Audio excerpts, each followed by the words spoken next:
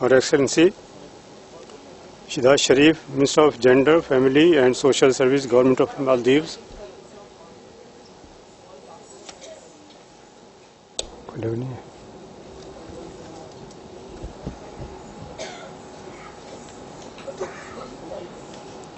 Her Excellency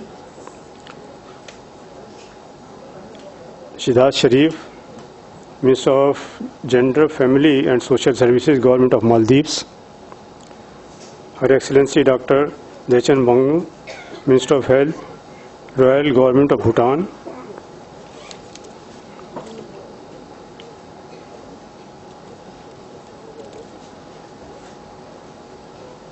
Madam Lalita Kumaramangalam, Director India Foundation, former Chairperson National Commission for Women.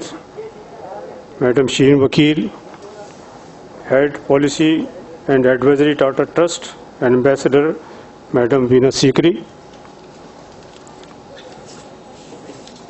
who is the founding trustee South Asia Women's Network, that is SWAN.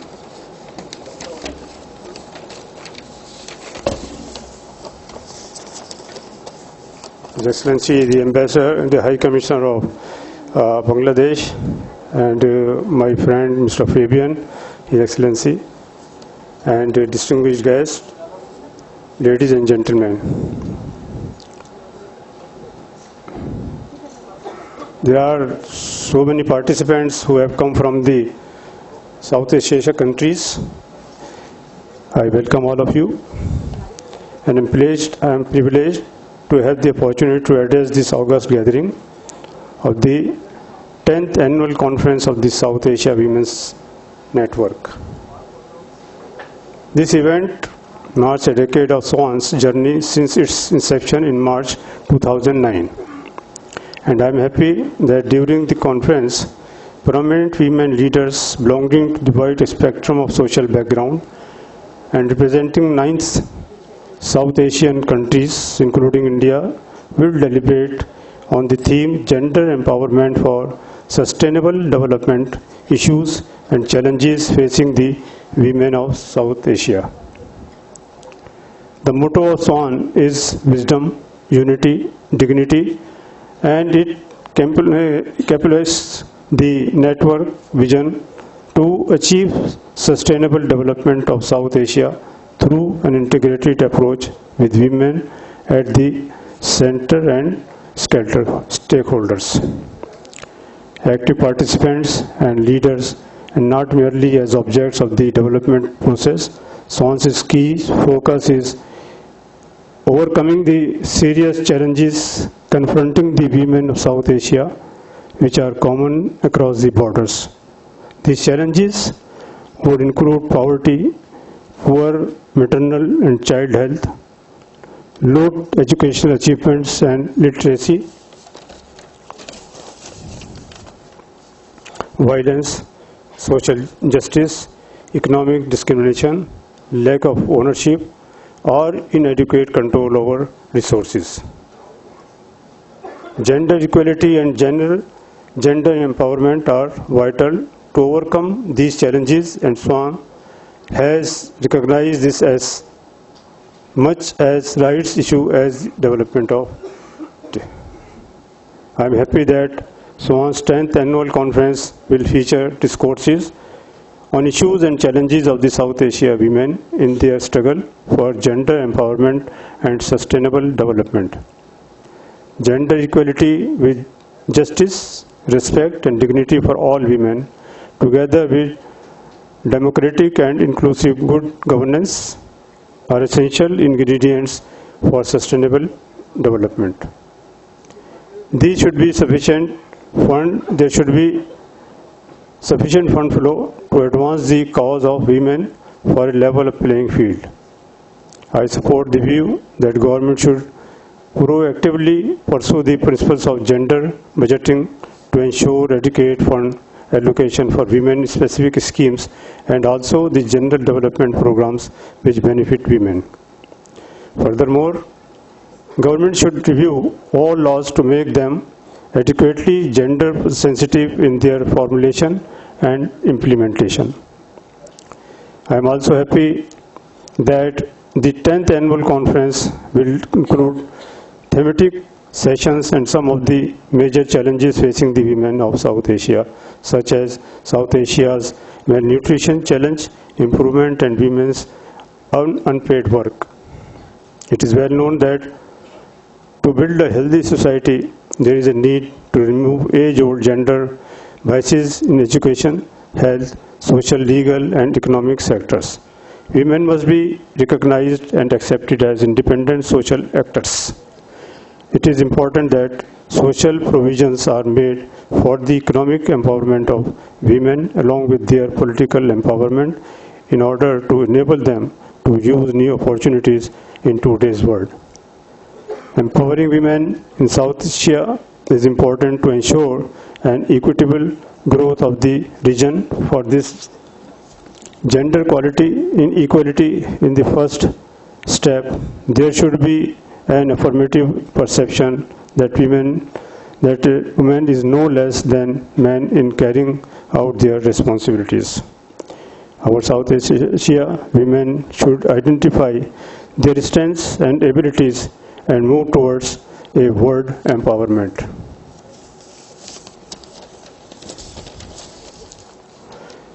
A wholehearted support, be it however trivial, will boost their self-confidence and will have a transforming impact on the women's way of life.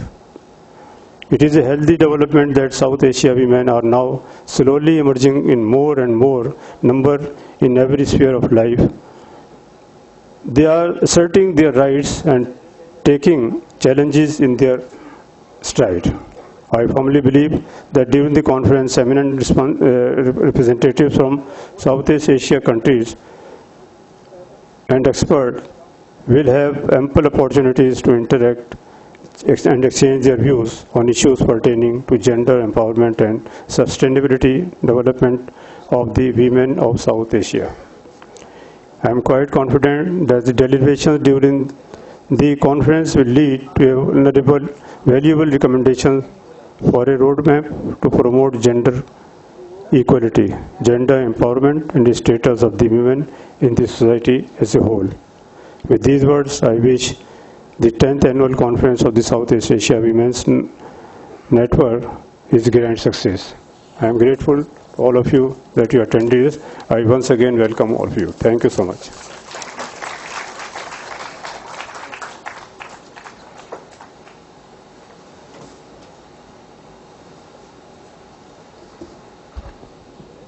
I would now like to invite Ambassador Veena Sikri to introduce the South Asian Women's Network. Good evening, dear friends.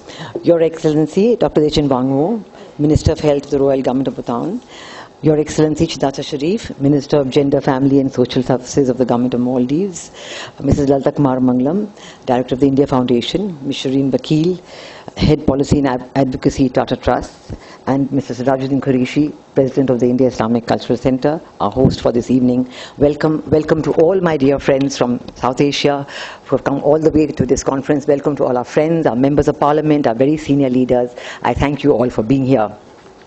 It's a great honor to be standing here today, 10 years after we began this journey. And there are many, many people in this audience who were here on that first journey that we had 10 years ago.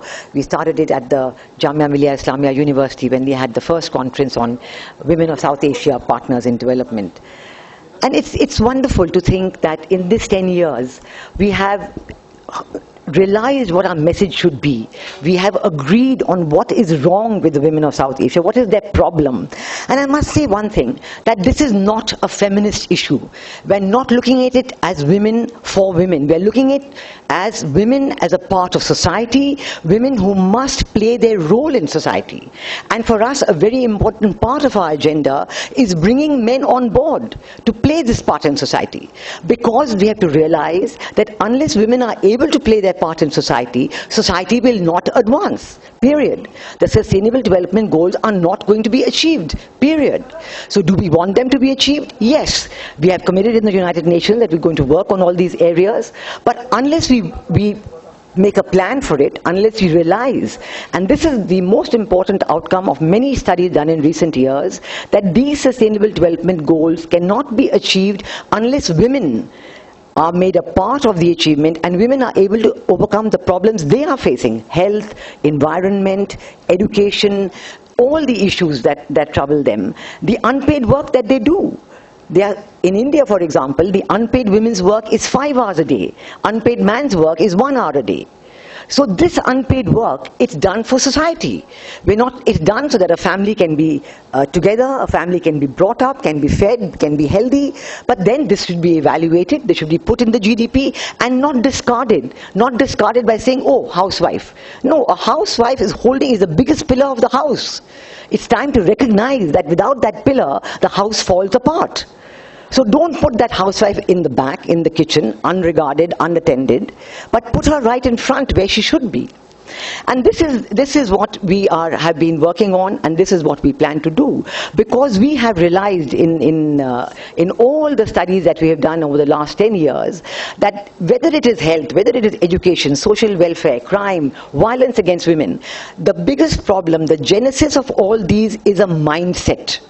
It's a mindset that has come out of a strongly patriarchal society that exists across South Asia, a mindset that mitigates against women playing their normal, natural, equal role in society, and a mindset that equates gender-based violence with the right of one half of the society, the men. There have been actual studies done by international organizations like CARE in Sri Lanka, for example, which show that most of those committing violence against women, if you ask them why did they do it, they said, well, because I can. They think it's an empowerment. They think it's their empowerment and an expression of a completely false sense of masculinity that makes them do it. So this is the mindset that we have been wanting to change, and we are working in each area. If I talk of unpaid women's work, it is because if you include unpaid women's work in the GDP, it will change the mindset of men towards women in their house. In the West, care for the elderly is one of the strongest and largest items of social welfare costing in the West. But in India, the cost is zero. The wife does it, the daughter-in-law, completely unevaluated, completely unincluded in the GDP. Malnutrition. An economy can grow at 10% a year, that's fine. But if you have the world's largest number of malnutritioned women and children in the world, you have the world's largest group of stunted and wasted children in South Asia, then certainly this is a matter which has to be overcome if you want to grow. And if you don't take this into account, well, A, you can't grow, or B, the demographic dividend that you have dreamt about as being a great advantage to South Asia will not realize itself, because stunted and wasted children are not able to contribute in their full measure physically and mentally to the economy. So when we look at these issues, when we have been talking about it for the last 10 years, we realize that all of us in South Asia have enormous amounts to contribute. There are countries, there is Sri Lanka, for example, who has reached very high levels in healthcare access and equality of healthcare access. They are in the top 1/3 of the world in HAQ, healthcare access and quality. But you have countries, India and other countries, where healthcare access is very poor. It's in the lower 1/3 of the community. If you take the Global Gender Gap Report, the Global Gender Gap Report put out by the World Economic Forum every year, measures the gap in access to resources by men and women. It doesn't matter whether the country is poor or rich. It matters that whatever you have, are you sharing it equally between men and women? Do they have equal access? Whether it's access to education or healthcare, it should be equal. For example, in this Global Gender Gap Report, a country like Rwanda is in the top 10 every year because they have equal access. Now, if we look at this question of equal access, then I can see that a country like Bangladesh has done very well and has now this year, in the latest report, broken into the top 50 in the world in terms of global gender gap. So they are rapidly closing the global gender gap. But other countries in South Asia are still behind. Sri Lanka was once in the top 50 and now is somewhere between 50 and 100. We have India just below 100. You have other countries much below that. So it's something that we have to see in our own individual cases, that for the benefit of society as a whole, we must close this gender gap. We must give equal access to resources. In India, for example, there you say about, people say, well, the Indian economy is progressing fine. But if you look, the female labor force participation rate is declining. Now, this is quite inexplicable. Nobody quite understands it. That here you have an economy growing, more and more women working, but the female labor force participation rate is falling every year. Why is this happening? Because of unpaid work. Women are dropping out of the labor force because they are forced to undertake other responsibilities. 93% of the women working in India are in the informal sector. They don't have any protection of pay, protection of job, any kind of social security. So these are the issues which in the ultimate analysis affect the development of society as a whole. And we in the South Asia Women's Network have taken up a number of projects in this area. Before I close, I'd like to talk about one of those very significant projects, which is Women in Media. It's a project called Women for Change, Building a Gendered Media in South Asia. And we took up this media project when we realized that the media in South Asia is one of the biggest influencers of the mindset. The mindset is created by what comes in the media. If an advertisement is salacious, it influences the mindsets of young people. If a write-up about gender-based violence or rape case is totally from the wrong aspect, it creates a mindset. So we thought that looking at women in media, their working conditions, what is wrong with their working conditions, how we should improve it, and also looking at this aspect of the role of media in changing mindsets would be a very significant contribution to the task that we have set for ourselves. A very significant part of this report is over, and in this conference we'll be discussing the actual document that has come out of the first part of the secondary research of this project. And you'll be surprised to know how much this mindset is influencing matters. You see that, for example, the section on advertising, how much 80% of the coverage of advertisement and the sectors, it influences young minds and makes them move in an entirely undesirable direction. So we need to really take up those aspects and see how we can do advocacy of policies, we can make recommendations, we can work with governments, work with editors and owners, work with all groups in societies to make sure that we're able to overcome our problems. And these are just a few of the issues, but I'd like to say in conclusion that I'm very happy that you're here, and I'd like to say that this beautifully created bag that we've given as gifts and will be given also to our members, it has one choreographed line which is done in choreography depicting the Indian national bird, the peacock. And it says, Ana Tera Mubarak, Tashrif Lane Wale. All of you have come here, we welcome you, we congratulate you, and we look forward to our successful working together. Thank you very much.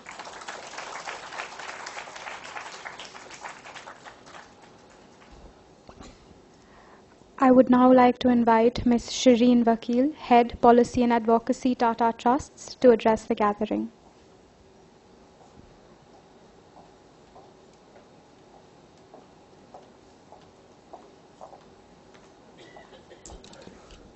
Thank you very much, and good evening, everybody, ladies and gentlemen, and all the dignitaries, especially ministers from Bhutan and the Maldives, and Ms. Kumara Mangalam.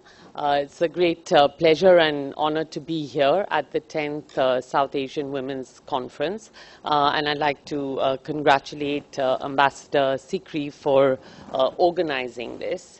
And she just mentioned all the various challenges that we face, and even though we have made progress in a number of different areas, and in some areas quite large and significant progress, the issue of gender and gender equality is one of the areas that we have a lot of work to do.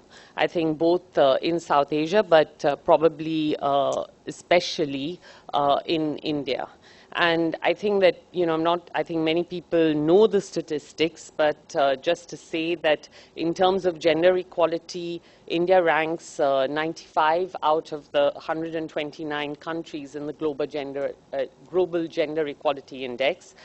It was placed in the recent World Economic Forum Global Gender Gap Index report. It was 108th and is ranked 142 out of 149 in economic participation sub-index. So in that area, across indices, we are doing pretty badly. And the issue is, as Veena was mentioning, that in terms of the Sustainable Development Goals, after when it was all being discussed and formulated, we know that gender in itself is of intrinsic worth, so that it is really important for both girls and boys to be educated, for women and men to have equal pay, but it also has great instrumental value. So the highest correlation of reducing malnutrition is actually girls' secondary education.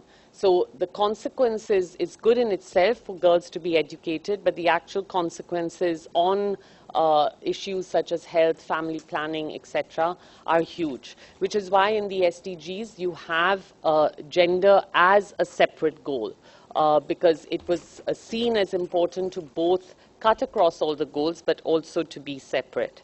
To highlight one of the issues that was mentioned, I think there are several issues that we could concentrate on, but I think one of the things that has been most surprising, if you like, is the fact of the decreasing female workforce participation in the country. So it's gone from 42.7% in 2004-05 to only 23% in 2017-18, which means that only 23% of women in India are in employment, which is a huge factor. And I think there have been lots of attempts to understand that. You know, people have talked about safety in the workplace, about lack of jobs, especially in rural India, but also the fact that I think, as Veena was mentioning earlier, it is very much also a mindset issue. So that as people earn a bit more money, they feel that women should not work, actually. So as there was a small study done which showed that as incomes actually increased, women were actually working less. So this is something that, you know, amongst the G20 countries, only Saudi Arabia is worse than India, and within South Asia, I think it's Pakistan and then India. So if it was at par, it could increase the GDP to up to 60% more. So it is something that we really need to look at and really recognize. The other issue is the pay gap. So in India, the average gap between pay for the same kind of work is about 34% difference in the wages that women get as compared to men. There's also a lot of talk, for instance, on technology. Definitely, internet, mobile phone coverage has increased hugely. But if we look at the gender gap, we see that only 3